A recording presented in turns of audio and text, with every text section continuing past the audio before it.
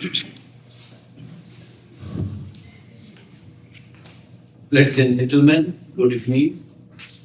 And I'm grateful to the Organization of Human Rights and Peace Month of Canada Dance to invite me to attend this ceremony and discussing of the activities of the HIPP to the context of the legal support for the NLD.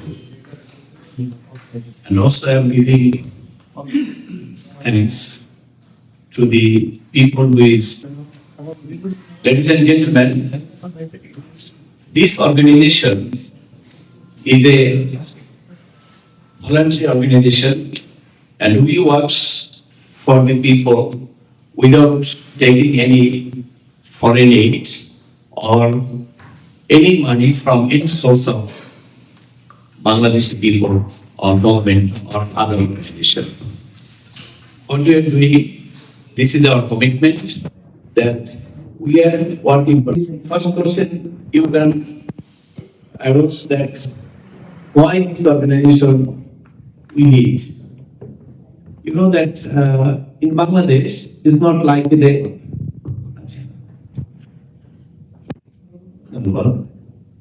আপনারা জানেন যে human rights and peace for Bangladesh এর সংগঠনটা যখন করা হয়েছিল তখন এটার পিছনে একটা ব্যাকগ্রাউন্ড ছিল যেটা হলো এবং এই সমস্ত থাকার কারণে কিন্তু যখন আমি ইন্ডিপেন্ডেন্ট প্র্যাকটিস শুরু করলাম তখন আমি চিন্তা করলাম যে যদি মানুষের জন্য কিছু করতে হবে যেহেতু আমি রাজনীতি করি না আপনারা জানেন যে রাজনীতি করলে সমাজের জন্য দেশের জন্য কিছু করা যায় এর তো অল্টারনেটিভ আর কোনো ওয়ে নাই তখন আমি চিন্তা করলাম যেহেতু আমি রাজনীতি করি না পলিটিক্সের সঙ্গে জড়িত না আমি এমন কিছু করব যেটা পলিটিশিয়ানরাই করে কিন্তু আমি অন্য ফোরামে অন্য স্কোপ দিয়ে মামলাটা এই করলাম যে বন্ধ করা কেন হবে না এবং আমি একটা রিপিটিশন নিয়ে পড়ে গেলাম তো রিপিটিশন নিয়ে পড়ে যাওয়ার সময় তখন ওই কোর্ট বললো যে আপনি যে পিটিশনটা নিয়ে আসছেন আপনি কি জানেন যে আপনার পরিণতি কি হতে পারে পরিণতি কেন আইনি তো আছে ডিএমপি অ্যাক্টে যেখানে রাস্তার ভিতরে অবস্থান করা যাবে না তো আপনার এখানে কি আছে ওইটা না কোরবানির হাত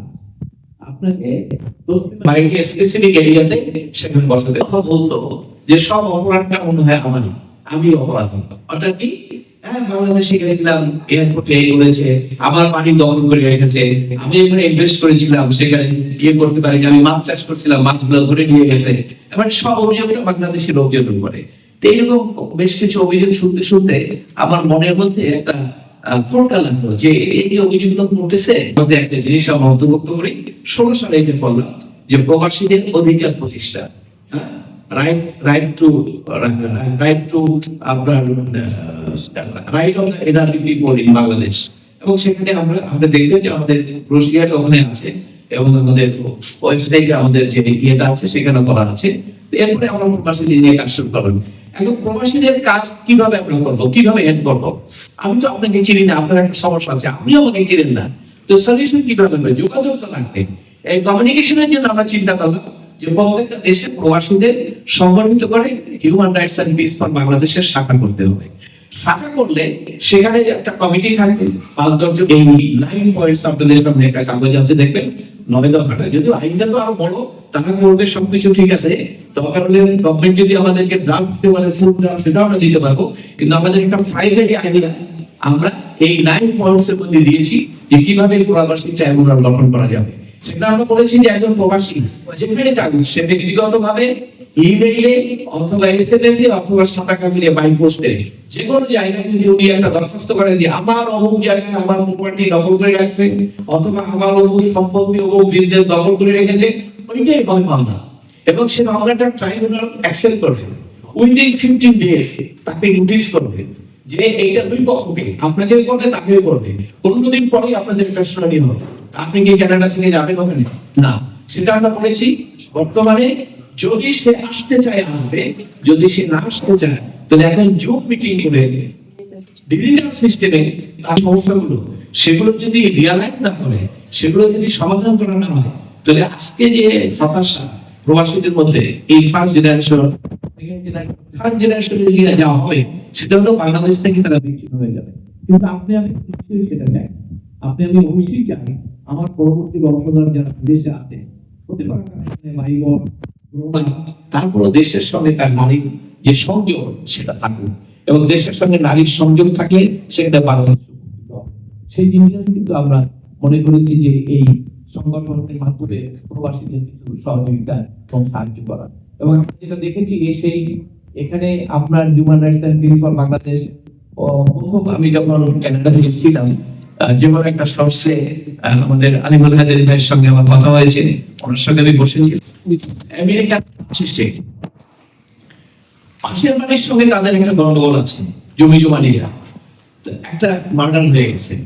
তো মার্ডার হয়ে যাওয়ার পরে ওই মার্ডার কেসে ওদের তো আসামি করেছি, যে ভাই আমেরিকা থাকে তার নামও এফআইআর দিয়ে দিয়েছে মার্ডার কেসে।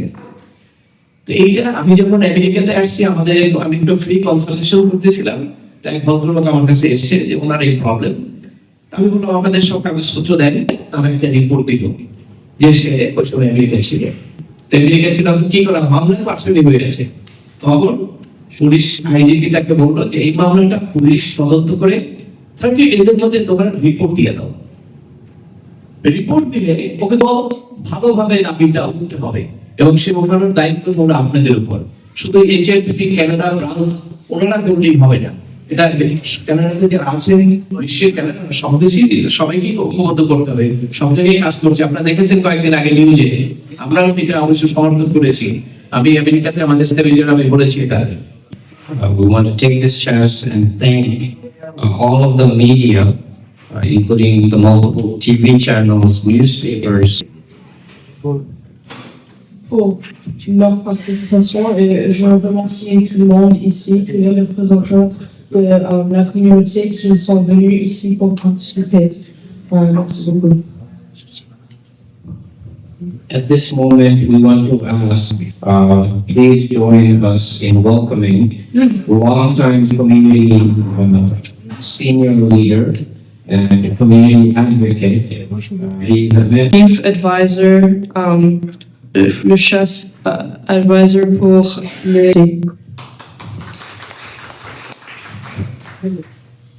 Thank you. সমবেত সুধীমণ্ডলী, শুভ সন্ধ্যা। আমি কোনো বক্তা না, আমি একজন কর্মী, আপনাদের মতো সবার সাথে কাজ করি। সংগঠনের সভাপতি বছর দুয়েক আগে যখন এসে এই সংগঠন করার জন্য চেষ্টা করছিলেন, আমার সাথে পরিচয় হয়, নাজমুলকে সাথে নিয়ে চেষ্টা করছেন। উনি খুঁজছিলেন একজন বিজ্ঞ, নিরপেক্ষ এবং সফল। আমি তিনটার কোনোটাই ভেতরে পড়ি না, আমি সম্পূর্ণভাবে পক্ষপাতিত লোক, আমি বুদ্ধিহীন একজন মানুষ, এবং আমি কোনো সৎ লোক না। প্রফেসর সামাদ হাওলাদার, অ্যাডভোকেট আফিয়া বেগম সহ ওনাদের টিম এটা রাজি হয়, এবং রাজি হয়ে এর ভিতরে একটা বলতেই হয় আমাদের আমাদেরকে খুব সহজ দাঁড়িয়ে গেছে, এসব হেল্প করছে। আমি আপনাদের সবার সহযোগিতা কামনা করছি। যদি কোনো ভুল করে থাকি, ভুল থাকা ক্ষমা করবেন। আপনারা সবাই ভালো থাকবেন, সংগঠনকে সহযোগিতা করুন, ভালো থাকুন। শুভ সন্ধ্যা।